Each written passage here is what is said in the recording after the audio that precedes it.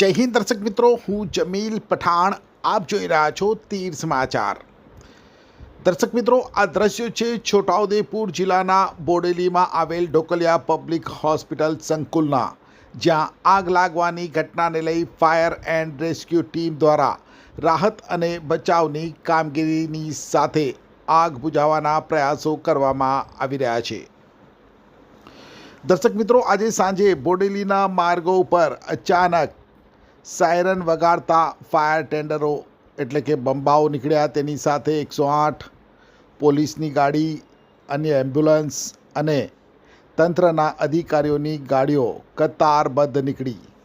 લોકોના જીવ અદ્ધર થયા. અલીપુરા 4 રસ્તાથી પોલીસ સ્ટેશન તરફ ખૂબ જ ઝડપથી સ્પીડમાં જતું અગ્નિશમન ફાયર ટેન્ડર એકાએક ઢોકલિયા પબ્લિક હોસ્પિટલમાં પ્રવેશ્યું. હોસ્પિટલ સંકુલમાંથી ધુમાડો નીકળતો દેખા દીધો. હોસ્પિટલના આઈસીયુના એસીમાં લાગેલી આગ ખૂબ જ ઝડપથી પ્રસરી રહી હતી અને એટલી જ ઝડપથી હોસ્પિટલમાં આગ લાગ્યાની વાત પણ પ્રસરતા લોકોના ટોળા ઉમટી પડ્યા. ફાયર લાશ્કરોએ યુદ્ધના ધોરણે આગ ઓલવવાની સાથે રાહત અને બચાવની કામગીરી શરૂ કરી દીધી.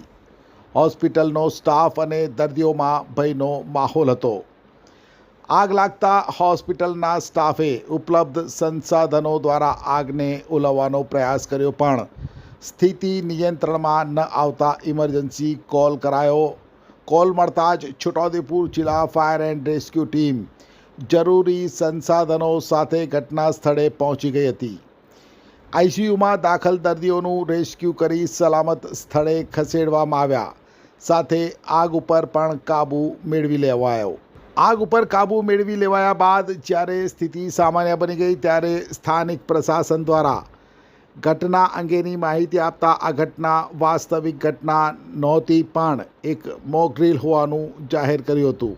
Unit to ignite a fire safe India theme ઉપર 14મી એપ્રિલથી 20મી એપ્રિલ સુધી ફાયર સપ્તાહની ઉજવણી કરવામાં આવી રહી છે અને આ સપ્તાહ ઉજવણી દરમિયાન હોસ્પિટલ, શાળાઓ તેમજ રહેણાંક વિસ્તારમાં ફાયર સેફટીની ટ્રેનિંગ મોક ડ્રીલનું આયોજન કરી લોકજાગૃતિ લાવવાના ભાગરૂપે આજે આ ઢોકલિયા પબ્લિક ચેરિટેબલ હોસ્પિટલ ખાતે એક મોક ડ્રીલનું આયોજન કરવામાં આવ્યું હતું. આપત્તિ કે હોનારત, કુદરતી હોય કે આકસ્મિક, આપત્તિ સમયે આગ લાગે તેવી સ્થિતિમાં હોસ્પિટલ જેવા જાહેર સ્થળોએ સંસ્થાના કર્મીઓ અને સ્થળ ઉપર મોજૂદ નાગરિકોએ શું કરવું, જેથી જાનમાલના થતા નુકસાનને અટકાવી શકાય. પોતાનું અને અન્ય લોકોના જીવનું રક્ષણ કઈ રીતે કરવું, કઈ બાબતોનું ધ્યાન રાખવું, કાળજી લેવી, શું કરવું અને શું ન કરવું, એ તમામ બાબતો વિશે લોકજાગૃતિ માટે લેવલ 2ની એટલે કે ફાયર એન્ડ રેસ્ક્યુ ટીમ, જિલ્લા આપત્તિ અને વ્યવસ્થાપન વિભાગ, પોલીસ વિભાગ, આરોગ્ય વિભાગ અને તંત્રના સંબંધિત અધિકારીઓ આ મોક ડ્રીલમાં જોડાયા હતા અને હોસ્પિટલના સ્ટાફ, સંચાલક, દર્દીઓ, સગા સંબંધીઓ અને સ્થળ ઉપર મોજૂદ જાહેર જનતાને આપત્તિ સમયે કઈ બાબતોનું ધ્યાન રાખવું તે લઈને માર્ગદર્શિત કર્યા હતા. આ મોક ડ્રીલમાં બોડેલી પ્રાંત અધિકારી, જિલ્લા આપત્તિ વ્યવસ્થાપન તંત્રના DPO disaster, deputy regional fire officer Samir Gadhvi, taluka આરોગ્ય અધિકારી 108 છોટાઉદેપુર જિલ્લાના supervisor, in-charge station fire officer, traffic PSI Chhota Udepur, થાણા અમલદાર બોડેલી, ઢોકલિયા હોસ્પિટલના ટ્રસ્ટીઓ તથા સ્થાનિક મીડિયા ઉપસ્થિત રહ્યા હતા. નેશનલ ફાયર સર્વિસ સપ્તાહની ઉજવણી કરવામાં આવી રહી છે પૂરા ભારત વર્ષમાં. એના અંતર્ગત અલગ અલગ ડેમોન્સ્ટ્રેશન, અલગ અલગ ટ્રેનિંગના પ્રોગ્રામ રાખવામાં આવી રહ્યા છે, જેનાથી જે પબ્લિક અવેરનેસ છે એ વધારવા માટે, રેસ્ક્યુ કરવા માટે, જ્યારે એવિક્યુએશન કરવાનું હોય તો કઈ રીતે જલ્દી સ્પીડમાં થાય, ફાયર થાય તો કઈ રીતે જલ્દી બુઝાવવામાં આવે, એ અંતર્ગત ઘણા બધા પ્રોગ્રામ્સ આ વીકની અંદર સપ્તાહમાં કરવામાં આવી રહ્યા છે. જેના અંતર્ગત છોટાઉદેપુર નગરપાલિકા ફાયર બ્રિગેડ દ્વારા બોડેલી ખાતે ઢોકલિયા હોસ્પિટલ ખાતે એક મોક ડ્રીલનું વહીવટી તંત્ર સાથે સંકલન કરીને એક ફાયર મોક ડ્રીલનું આયોજન કરવામાં આવ્યું હતું, જેમાં કોલ આપવામાં આવ્યો હતો કે આઈસીયુ રૂમમાં એસીમાં ફાયર થઈ છે.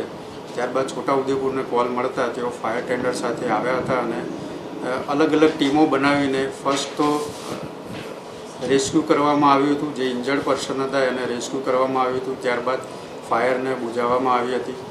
મીનવાઇલ ત્યાંથી ફાયર સ્પ્રેડ થઈને વધારે બીજા ટાવરમાં લાગી ગઈ હતી અને લેવલ 2નો મોકડ્રીલ જાહેર કરવામાં આવી હતી. ત્યારબાદ છોટાઉદેપુરથી બીજી ફાયર ટેન્ડર અને રિજિયનની બીજી તમામ ગાડીઓ પણ બોલાવવામાં આવી હતી અને ફાયરને ટોટલી અંડર કંટ્રોલમાં કરવામાં આવી હતી અને ત્યાંથી પણ એવિક્યુએશન કરવામાં આવ્યું હતું. અને અંતે ફરી કોઈ ફાયર નથી એ ચેક કરીને એને ઓલ ક્લિયર આપવામાં આવ્યું હતું અને એક સફળ વહીવટતંત્ર સાથે રહીને એક સફળ મોકડ્રીલનું એક આયોજન કરવામાં આવ્યું હતું. અને આ મોકડ્રીલ અંતર્ગત હોસ્પિટલ સ્ટાફ છે એને કઈ રીતે એક્શનમાં આવવું એ બધું માહિતી આપવામાં આવી હતી. એમની પણ જે ઇન્સ્ટોલ સિસ્ટમ હતી એ પણ કાર્યરત હતી. એની અંદર જે પણ એમનો સ્ટાફ છે એ પણ ખૂબ એક્ટિવ હતો અને એમને પણ ફાયર ફાઇટિંગ કઈ રીતે કરવું એનું પણ થોડું ઘણું જ્ઞાન હતું અને આવી પરિસ્થિતિમાં કઈ રીતે એવિક્યુએશન કરવું એમને પણ થોડો અનુભવ હતો. તો એ બધા સાથે સંકલન કરીને એક સફળ મોકડ્રીલનું આયોજન કરવામાં આવ્યું હતું. છોટાઉદેપુર સહિત રાજ્ય, દેશ અને દુનિયાના સમાચાર જોવા માટે સબસ્ક્રાઈબ કરો તીર સમાચાર અને બેલ આઇકોન જરૂર દબાવો.